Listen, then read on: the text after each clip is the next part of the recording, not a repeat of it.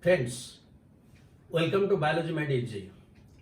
Today we will discuss biotechnology principles and processes part 5, where we will discuss how the recombinants are screened, are identified from the non-transformants, non-recombinants.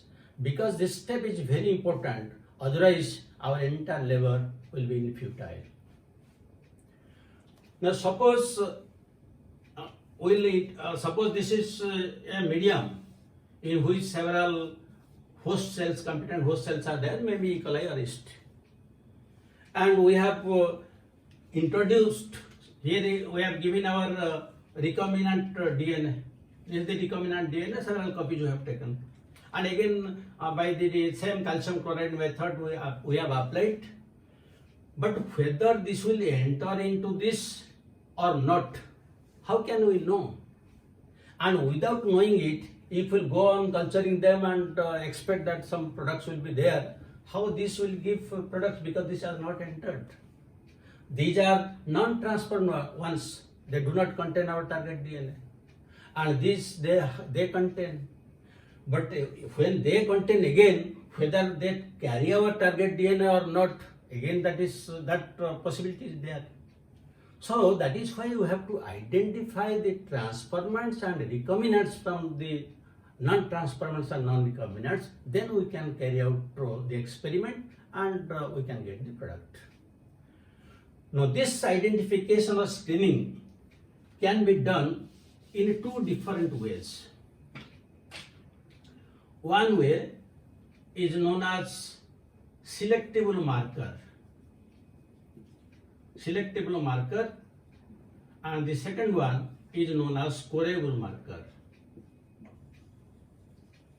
In a selectable marker, we will take the antibiotic genes like ampicillin resistant gene or tetracycline resistant gene or any gene. While in a scorable marker, we have to take enzymes like beta-galactosidase.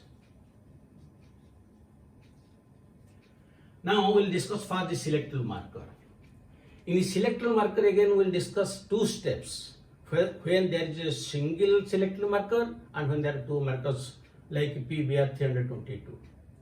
So when there is a single marker, suppose in this case it is we are taking ampicillin resistant gene.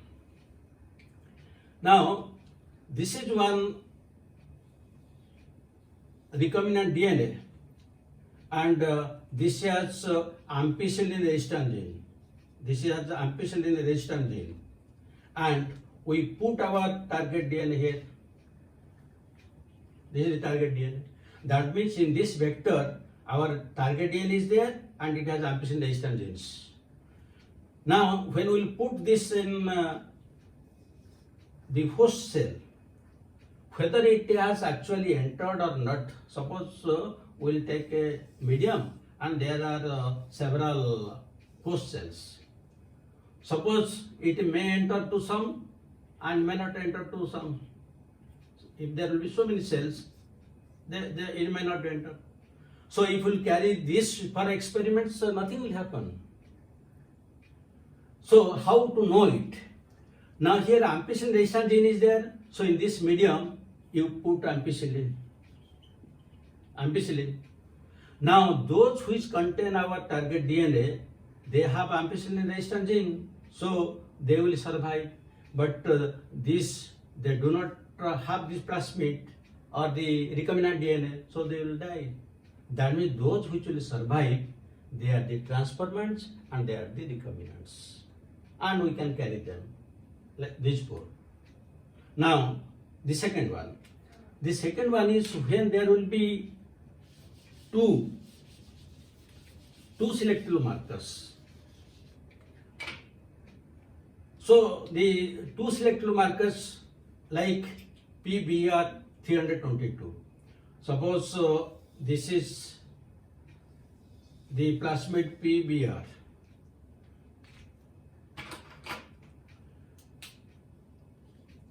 Now here there is a tetracycline resistant gene. Here there is a ampicillin resistant gene. this is rab gene, this is point of origin. Now to this point, BAM H1, this is restriction site, this is the SAL1, this is PVU2, this is PST1, here PVU1, and here three are there. One is ECO R1, another is CLA1, and the other is HINT 3. So there are 8 restriction sites and 2 antibiotic resistant genes. When we use this PBR322, how to identify it? Now you have to listen to it more carefully because it requires some brain to understand it. Suppose we'll use this BAM H1 as the restriction site. So that restriction enzyme will cut at this point. That means this tetracycline is inactivated because it is cut and the target DNA is inserted there. So in that case, this recombinant DNA, it cannot survive in tetracycline, but it can survive in ampicillin. Now let us take one medium. In this medium, we'll give several bacteria, and again we introduce this recombinant DNA. So what will happen? It may enter into some and it may not enter to some. So in this case, when we are putting in the ampicillin medium, ampicillin, these 4 bacteria, in them this plasmid is there. That means the ampicillin resistant gene is there. That means they will survive. But you see these 2, they don't have that vector, they will die. So those which survive here, they are the transformants. Now they are screened. But the next question comes. They are transformants, that means this vector has entered. But whether that vector has carried our target DNA or not, this is the target DNA, whether it has carried or not.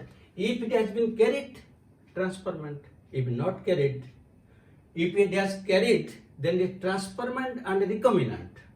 But if it has not carried our target DNA, it is transformant but non-recombinant. That means 3 possibilities are there. This is non-transparent, as shown these 2. This is transparent but non-recombinant, and this is transparent and recombinant. So now these 4 bacteria, they are transparent, but whether recombinant or non-recombinant, how will you know? For that, what we have to do? You have to listen more carefully. Now take another medium, and these 4 bacteria are there. Now if we'll put it in ampicillin, if we'll put in a tetracycline, what will happen? If they contain tetracycline, they survive. But where they will contain tetracycline? If they contain tetracycline, that means our target DNA is not there, not inserted. That means they are transparent but non-recombinant. And if they will die here, suppose these two will die. Why they died? Because they couldn't tolerate this tetracycline. Why they could not tolerate it? Because that tetracycline is inactivated due to insertion of our target DNA. But again here question comes. Now the bacteria which are transparent and recombinant, they died. How will carry out their experiment? So here one interesting happens. Before putting them in a tetracycline medium, this is the ampicillin medium and these 4 they survive. Now you take another medium and take a replica copy of this, that put that medium on this, so that a replica copy will be there. That means this is the master copy and the another one will be a replica. So in the replica, these are the bacteria which are transformed. Now to this replica copy, now we give tetracycline. Now suppose these two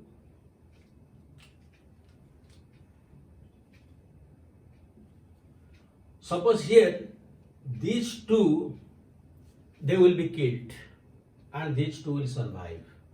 These two will survive means they have tetracycline antibiotic gene, that is why they are surviving.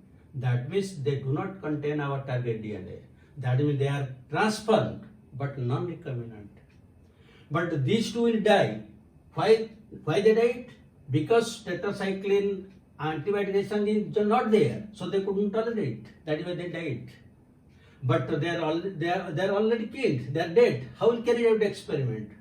Nothing to fear, because we have our master copy with us. Now in the master copy, you say these two are dead. So let us carry these two and carry out our further experiments. And it's 100% successful. But this process is very difficult. It is cumbersome to carry out the experiments. That is why scientists developed a second method, that is scorable method. In scorable method, usually the enzyme beta-galactosidase is used. And beta-galactosidase enzyme is usually produced by LAC-Z gene.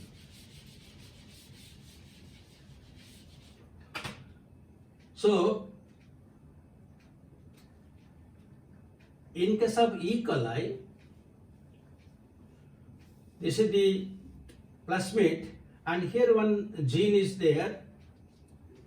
The gene is known as LAC-Z gene, which produces beta-galactosidase.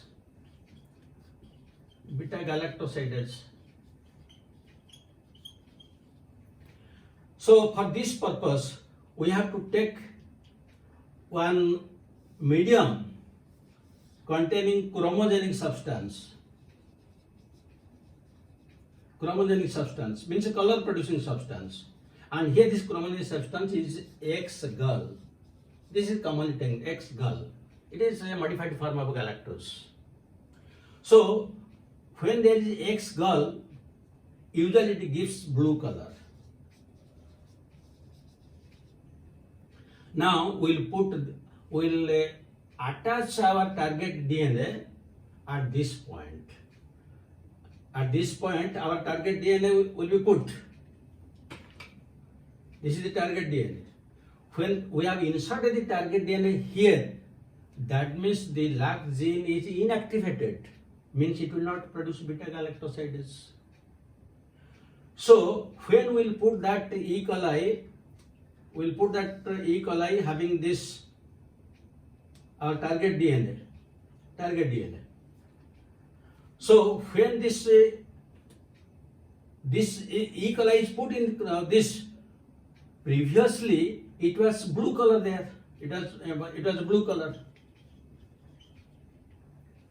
So now, when we have put our this target DNA, that means the original gene is. It is told that it is insertional inactivation.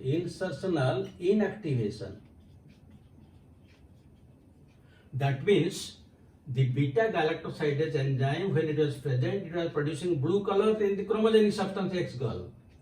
But now, if there is our inserted target DNA here, the color will not be changed. It is colorless or white in color. That means if it has a blue color, that means our target DNA is not there, beta-galactosidase is there, so blue color is produced. If it is colorless or white, that means our insertion of our gene has inactivated the LAC gene producing beta-galactosidase, that is very colorless. So you see how simple it is. By simply looking into the color, we are able to identify the transformants and recombinants. So the conversion method of selectable markers is nowadays is replaced by this method. Still in modern days there is a new method. In that method it's still more easy. To the target DNA, one DNA probe is attached. DNA probe with P32 radioactive substance, it is attached. So whether to the newly synthesized cells this radioactive phosphorus is there or not, easily we can identify. That is more common nowadays.